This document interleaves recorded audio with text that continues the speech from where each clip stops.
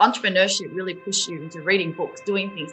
And that is what I wanted to tell people. Just don't overthink it. Just go take an action. Let everyone else judge from the corner. At the end of the day, it's you who goes in there. We wait for permission. That permission will never come. Don't just hire a VA thinking that you're going to need a little bit and throw them away when you need to. It's like the power comes in when you keep your virtual assistant for. Starting an online business is rewarding, but it requires hard work. I mean, really hard work. But I'm here to share with you tips to give you confidence to take the leap and strategies to keep you going. Hi, it's Lynn Podetti here. My guest today is Yarty Kim, founder of Bourne Fighter, a virtual fitness business, and founder of A4E, an online bookkeeping and accounting business who knows too well what it takes to start and build an online business.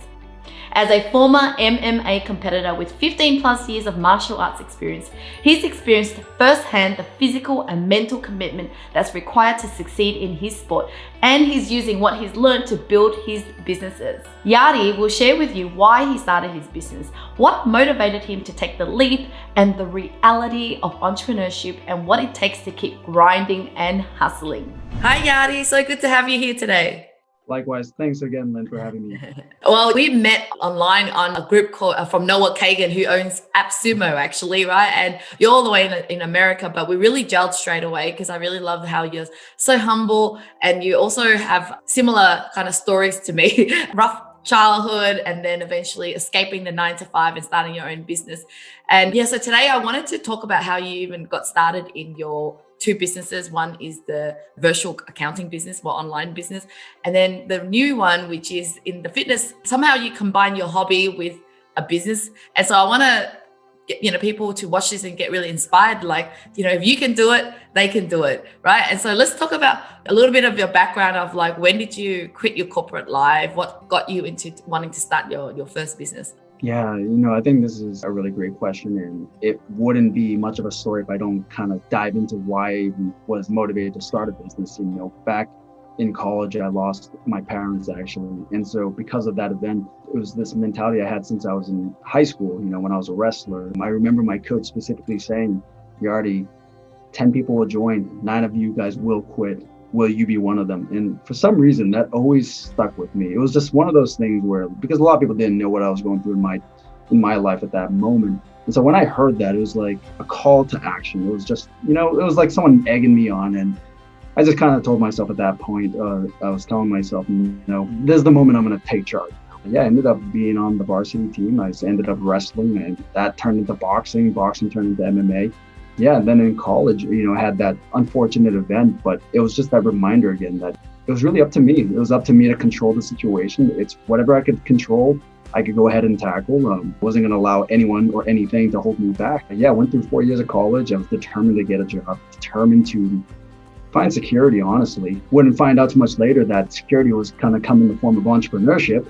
But it was a really good experience for me to understand what that grind is really like. Because I think when I talk to a lot of entrepreneurs, that term, the grind, embracing the grind comes up a lot. We say it in wrestling all the time. It's going to get ugly. It's going to get brutal. It's going to be a little bloody. It's going to be a little sweaty.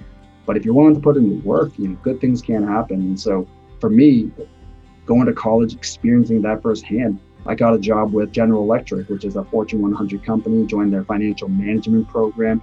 And while it was a good experience, I knew almost immediately that corporate feeling, almost like just that big company feeling for everyone who's been in that environment, I just knew it didn't suit me. And so I did that program, completed it, took a 2-year program, and I was at GE for about 3.5 years. And it was just at that point in my career where I said, I don't see myself being here long term.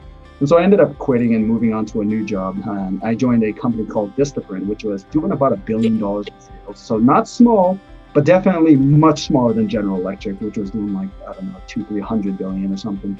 And that was my first taste of really seeing what startup culture was like. And I just remember at the time, my boss at the time, he was telling me that they had no processes, just nothing in place to do anything. And I remember him telling me the same thing, almost like in wrestling. My then VP said, "Are you going to be the one to do this?" And I just remember it was just like a challenge. And so I was like, "Yeah, okay, let's go do it. I'm in." And then he made a off the remark joke, which I always remember to this day. We're good friends now. He said, would you wrestle me for this job? And I told him, yes, I would do it. I don't know if I would have won because he was a big guy, but it's just one of those things like, you just got to jump into the fire. And so that's how I started my corporate career. And I did that job for, I want to say for almost 5 years. And it was about that point I kind of told myself, I don't know why, that thought process of mortality kind of came up for me personally. And so I started thinking about when I'm 80, 90 years old, am I going to look back at it and go like, that's what my life succumbed to, trying to climb the ranks. And I had known at that time, because I had worked directly with the CEO and CFO, that I had seen what the top of the echelon looked like. And to be frank, I didn't see myself doing that anymore. And so my wife and I ended up taking the opportunity to quit our jobs. We had saved enough. We were saving something like 40, 50%. It was funny. There was a subreddit called Financial Independence Retire Early. And I remember I was enamored by that, just finding out that regular people just retiring early, didn't need much, 25 extra expenses. And yeah, I'm a finance guy, built out the financial models and saw that we could get there in like 9 years. So we started climbing towards that. In 2017, we made the decision to quit our jobs, spend a year off and just enjoy ourselves. And we ended up backpacking. That was kind of that experience, backpacking, quitting our jobs, kind of led us to where we are today with our own business. Yeah, that is so amazing. And one thing that I do agree with is I always remind myself, I actually don't even know if I live to 80 or 90 years old, right? There are so many people that die just all of a sudden, and even if someone found out that they have cancer and they don't know when they're going to die, well, I actually don't even know if I will surpass them, because there's so many ways that you could die. And I think that's such a great reminder so that we actually take action, right? Now, tell us more about your current business. Like, it's a bookkeeping business. And I know a lot of friends that are in finance and they hate their job, accounting and stuff. And yet I'm like, you should just get out and do it on your own. And I know I've done a video in the past with another friend on bookkeeping, and it did really well as well. So talk about, your virtual bookkeeping business. Yeah, it's funny. Despite not loving our corporate jobs, I've always had a passion for helping people in general. And so that was one thing that I loved about almost immediately about entrepreneurship. One, it was scary because I hadn't done sales since college. I used to sell Dell laptops. And so when we started doing sales and realizing that no one was coming through the door, it was just kind of using a mental model of who would support us. Oh, right, friends and family. So we reached out to friends and family first. I think a lot of times people kind of lead towards Facebook ads and all that stuff. No, just jump to your friends and family first. They're going to be your biggest supporters and advocates. And so we reached out to our friends and family right off the bat. They trusted us. My wife, she's an amazing CPA. She knows her stuff inside out. I'm more of the financial strategy type person, so I know that stuff extremely well. And so, we reached out to our friends and family and immediately had started booking up clients. From that process, that's when kind of the whole, where do we see this going? And from that, it kind of just opened up that world for me of, well, I don't know a lot about sales. Let me dive into that. Oh, I don't know much about marketing. Let me dig into that. And then that process basically led me down this curiosity into reading a lot of books, listening to a lot of podcasts, and even meeting people like you, Lynn, going to Slack Underdog group. I think, when Noah is holding these YouTube office sessions, you see a handful of people really taking action. And it's just, I was one of those people who's like, I want to reach out to Lynn and talk to her and reach out to these people and just see what happens. What's the worst that could happen? And so that's kind of how we ended up taking our business. And it was a pretty simple process. We actually have a story on Starter Story. Our friend Pat Walls runs that. It was exciting. It's hard. I think I do caveat that with anything that is done with entrepreneurship. It's hard, but I think if you're the type that just loves that kind of challenge, maybe entrepreneurship is the way to go. And so the way you've built your business, you're able to work from anywhere, right? But still provide bookkeeping, accounting services to clients around the US? Do you have clients from overseas as well, or just US? Yeah, that's a really good question. And so because we're a CPA business as well, meaning that we offer tax services, tax is a very complicated world. And even to this day, I still have to consult my wife because it's just an area that they have a degree and they're held to that standard. And so because of that, we niched down to the US only for now. And within that, we target mainly service-based businesses and bootstrap SaaS companies.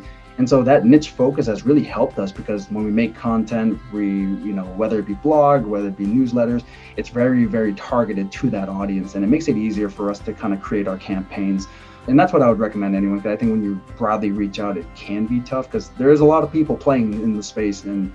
And then on the other topic that you had mentioned, we chose to be virtual from day one because we really thought about it backwards, actually. What was our ideal lifestyle? And I think a lot of times we kind of get stuck in saying, well, that no one gave me permission to do that. And I've learned this, in the past 3 years that, yeah, I think there's this weird barrier to permission that we try to ask, that we're waiting for someone to give us the answer. But in reality, it's whatever we want it to be. And so we made it from day one that we were going to be virtual, we're going to be remote. And we make it very clear to our customers, like, we pass on the savings to you because we don't have this giant office building that we have to upkeep our pricing to accommodate for them. So it's been really fun, and we got a lot of inspiration through Zapier because of that too. So yeah, I love your practical and honest advice. And back to your discussion about the fact that entrepreneurship really pushed you into reading books, doing things, and that is what I wanted to tell people, that starting a business is more than just the result that you're going to get. It's in the process of it, you actually become an amazing person, because you have to, it's like you're trying to get to the Mount Everest. You're going to have to kind of prep yourself up, learn skills, learn tools, and bring everything with you to get there. And so as a byproduct of trying to pursue your business, you end up pushing yourself outside of the boundaries. You become smarter, happier, wiser, meet more people, so much more knowledgeable, because you have to figure out everything out. And I can't trade that with anything else, because when you have in a job, you might get the money and pay the bills, and you kind of go to work, coming back. I remember feeling like it's Groundhog Day, it's just back on the, and you yourself is dead inside. There's there's no fire, right? Whereas in business, even though it's hard, you're on fire. Are you still on fire after 4 years now in this same business? I am, and I love it every day. Earlier, I'd mentioned that, I was wrestling, I did boxing, I also do jiu-jitsu. So on the side, I do private training, MMA training, jiu-jitsu training. And a lot of times I get clients who say, how long will it take for me to get good? I'm like, it's going to be a lifetime. So enjoy the process. It's going to be fun. A lot of times for every, let's say 10 people, maybe 1 or 2 really stick with it. And I think you have to find, kind of like you were saying, Lynn, you have to find some sense of joy in that process. Like for me, I know that on average, at least statistically in the US, that hundreds and thousands of businesses will fail in the first year. There's a great statistic. We have a lead magnet that shows that graphic. But when I look at that graphic, I get excited by it. I don't get nervous, but I go, okay, well, we won't be part of that statistic. So we're just going to be smarter. We're going to read more. We're going to absorb more. We're going to meet smart people, good people, collaborate and partner with others. And I think you said something really good earlier. It's this process. It will shape you into a better person, because you realize quickly, something that I probably should have learned earlier too, is that it really comes down to people too, helping other people and not really expecting anything in return. And I think it's an incredible thing, because when you meet people like that, especially entrepreneurs who have went through that grind like yourself, it's just such a special feeling, because anyone who's been through that grind, I'd be surprised if anyone says, oh, it's so easy. I mean, I'd be surprised.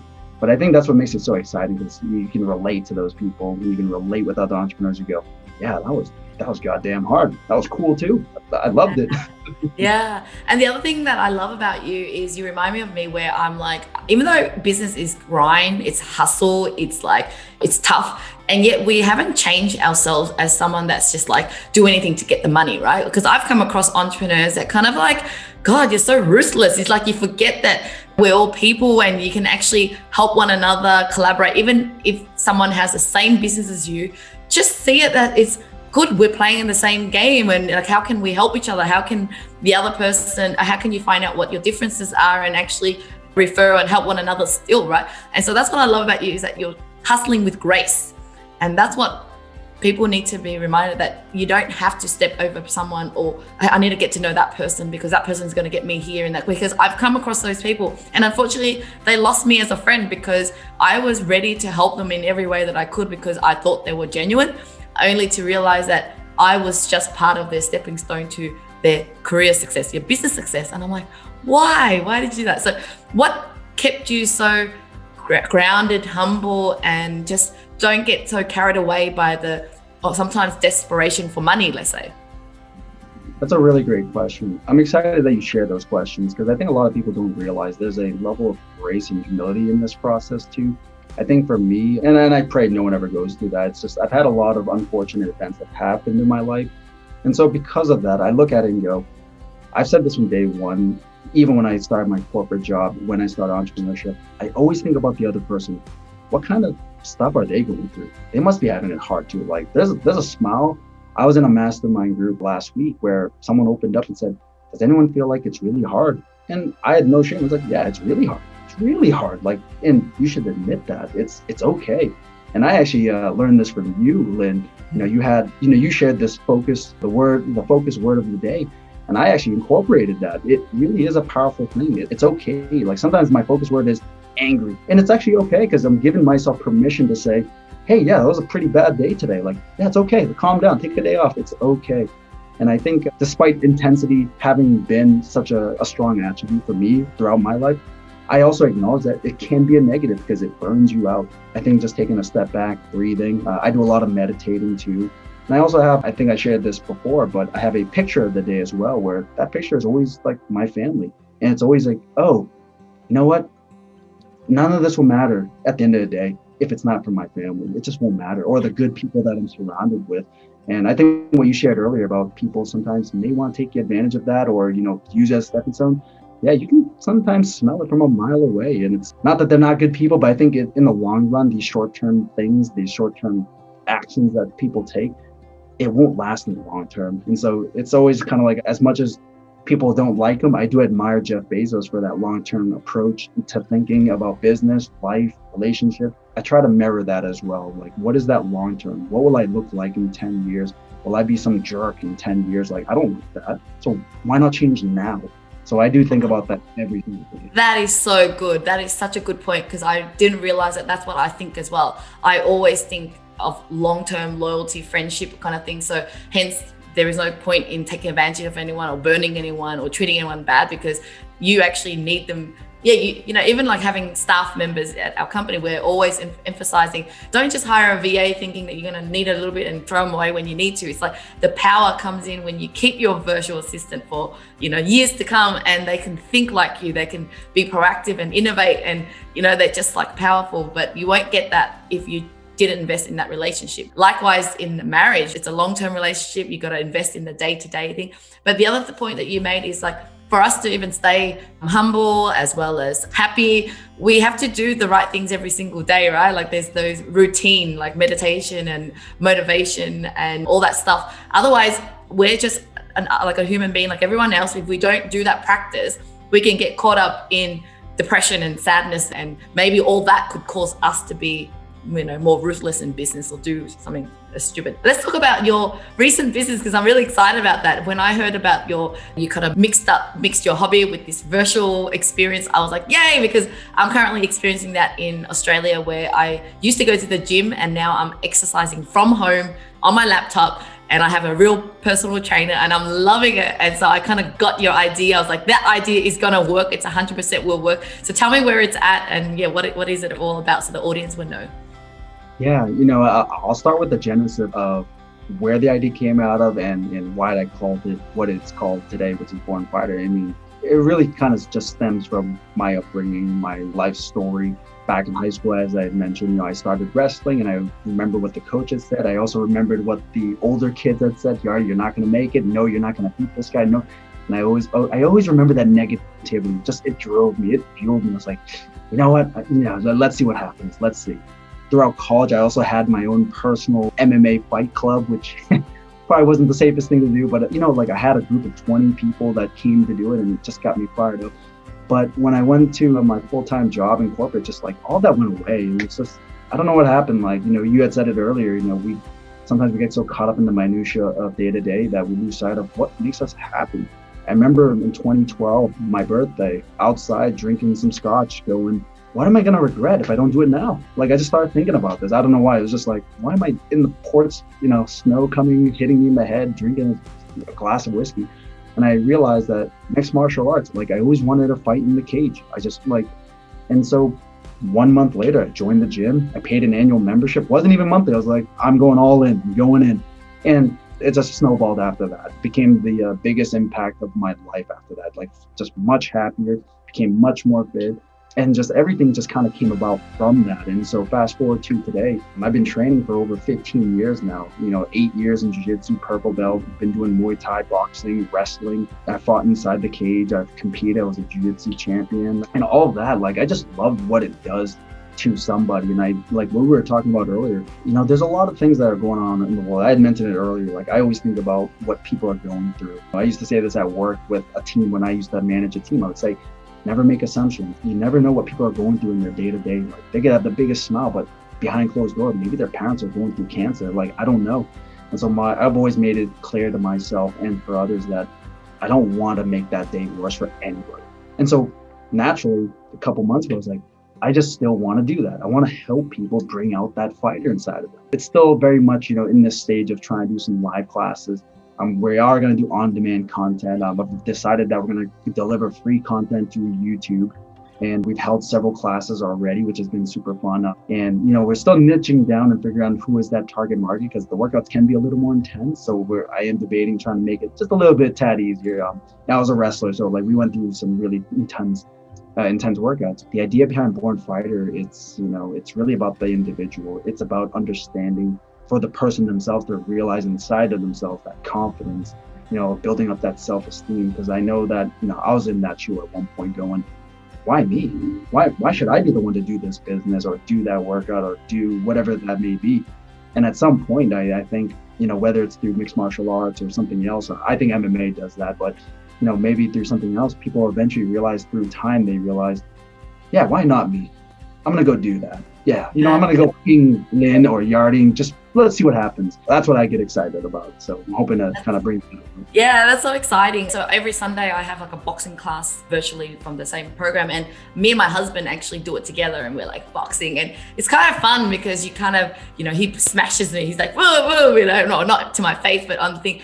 And yeah, you just get such an adrenaline rush. And he actually loves boxing. He loves watching boxing. He's obsessed with the sport, and being able to do it himself, in a class like that. Yeah, it's amazing. So yeah, I guess I will put the link of your website in our description and all that. And yeah, I guess what would be the takeaway for people who are watching this and go, I wanted to start something and I'm not sure when is the right time. And yeah, what would be the last, I guess, piece of advice you want to give? So I'm also a board member of a nonprofit, and I give the same advice to them as well as anyone who's just around me as well. I say, just don't overthink it. Just go take an action. Let everyone else judge from the corner. At the end of the day, it's you who goes in there. We wait for permission. That permission will never come. And so it's one of those things where don't let anyone else judge you for whatever you're going to do. Just go take the action, because I'm a strong believer that it's hard not to respect someone who throws themselves out there. Like in mixed martial arts, we used to have a lot of people on the outside saying, oh, Yarty, you should do that. Or Yarty, you should do this. And I'd look over and go, yeah, that's really good. Do you want to step in the cage too now? And it's one of those things where people go, oh, yeah, I don't know about that. But my point is that it's easy to talk from the outside. It's really hard to get in there and do it. And so I don't even care if it's just like someone writes it on a piece of paper. Like to me, that's still something. Like you're still taking some form of action. The scariest part is just going out there live. But once you do it, you go, yeah, that wasn't so bad. So my advice is don't overthink it. Just embrace the grind. Throw it out there. See what happens. Take a couple punches. It won't hurt. I've had my nose reconstructed. Oh God, to be honest, I can't watch MMA. It's like, like I can watch boxing because it's like padded, but yeah, the other stuff is, oh, come on, Conor McGregor. He just broke his shin the other day. Oh God. I get squirmish when I see broken bones. So I broke my hand 4 months into my MMA gym in 2013. And I didn't know it was broken at the time, but 10 minutes after, it was one of the most excruciating pains I had. I don't know if I was smart at the time, but 2 weeks later, I was right back in the gym. So that's awesome. And what are the ways that people can connect with you? Where do you hang out online? Yeah, they can find me on LinkedIn. I'm also on Twitter. I have a Instagram, but I don't really use it as much. But and I also have a personal website where I just kind of share personal progress. That's just my name, Yarty Kim. But yeah, I'm always available to chat. If you want to reach out to me, I'm always happy to have a chat over coffee or just a video chat as well. Yeah, awesome. Thank you so much, Yarty, for your time today. I had so much fun. We'll see you soon. Same. Thank you, Linh. Thank you again for having me. Well, thank you so much for watching, guys. Let me know in the comments below if you have any questions for myself or Yarty. But if you like more videos like this, I have more over here for you.